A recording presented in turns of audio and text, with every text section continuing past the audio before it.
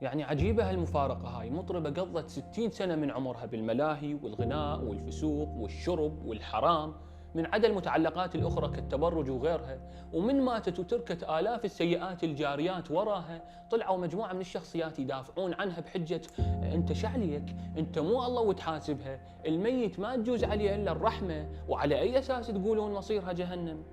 لكن بالمقابل من يشوفوا لهم امرأة ترتدي العباءة أو شخص مؤمن ودا يحاول قدر الإمكان يبتعد عن الحرام، بس يشوفون منهم خطأ بسيط قبل يقولوا لهم أنتوا اللي خربتوا الدين، كرهتوا الناس بالإسلام، أعمالكم كلها رياء وللمشاهدات، متسترين بالدين، مصيركم جهنم. بل حتى لو ما يشوفون منهم ذنب أو خطأ فتكون تعليقاتهم والله أنت خوفك من المتدين، ولا أرتاح الهاي أم العباية، ومن برا الله الله ومن جوا يعلم الله، هو أبو الشرب أحسن من أبو العمامة.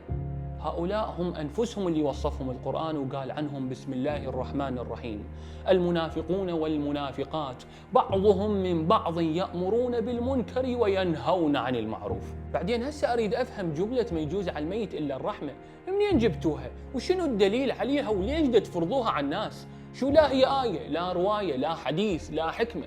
وهذا القرآن مليان بأمور عكس هاي الجملة، فيلعن الظالمين بعد موتهم ويذكر مساوئ الأقوام السابقين. يلا بعد ما نلعن ولا نحكي على يزيد وخلينا نعزل مجالسنا وما نذكر مساوئها الشخصية، ولا نلعن صدام ولا أبو بكر البغدادي.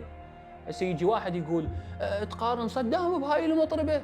يا عادي، هذا عصى الله سبحانه وتعالى وجاهر بمعصيته واستمر عليها وشجع الناس أن تسويها وتصدرها لآخرين، وهاي نفس الشيء، بحيث حتى ذنوبها وانحرافاتها وصلت مرحلة تخلي الواحد يعلق ويقول هاي الإنسانة صارت من تراثنا بعد.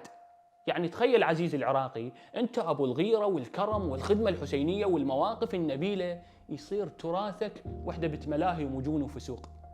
بالأخير اللي أريد أقوله إنه كل من سوى فيديو أو علق تعليق دفاعاً عن هاي الإنسانة أو مثيلاتها اللي من نفس المستنقع، فرسول الله يوصفهم بوضوح ويقول: من أحب قوماً حشر معهم، ومن أحب عمل قوم أشرك معهم فيه.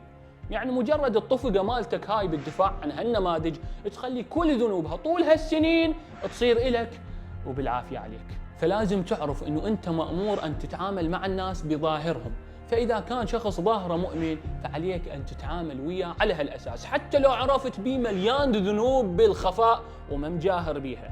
أما إذا كان شخص فاسق ويجاهر بفسقه ودا يحرف الناس، فعليك أن تتعامل وياه على هالأساس، بل وتحذر منه الآخرين وتبتعد عنه. وإذا مات وهو مو كافر أو مشرك فبكيفك تقدر تدعي الله سبحانه وتعالى إلى بالمغفرة، لكن مو بكيفك تجي تسوي فيديوهات وتمنع الناس من أن تلعنه وتتمنى له جهنم، لأن كان سبب بانحرافه هواي ناس عن الدين وذنوبه الجارية مستمرة بتضليل الناس. وعود إذا الله سبحانه وتعالى راد باكر عقبه أن يغفر له لحكمة هو أدرى بها، بعد بكيفه وأنت بكيفك بعد. خوفك من واحد دوم يحكي بالشرف، وخوفك من واحد دوم يحكي بالعفة، وخوفك من واحد دوم يحكي بالدين، وخوفك من واحد دوم يحكي بالاستعراضات، وخوفك من دوم واحد يحكي بالحلال والحرام. دول حط عليهم أكس أحمر. ليش؟ لأن كل من يتكلم عن ما ينقصه. اللهم إني بلغت، اللهم أشهد.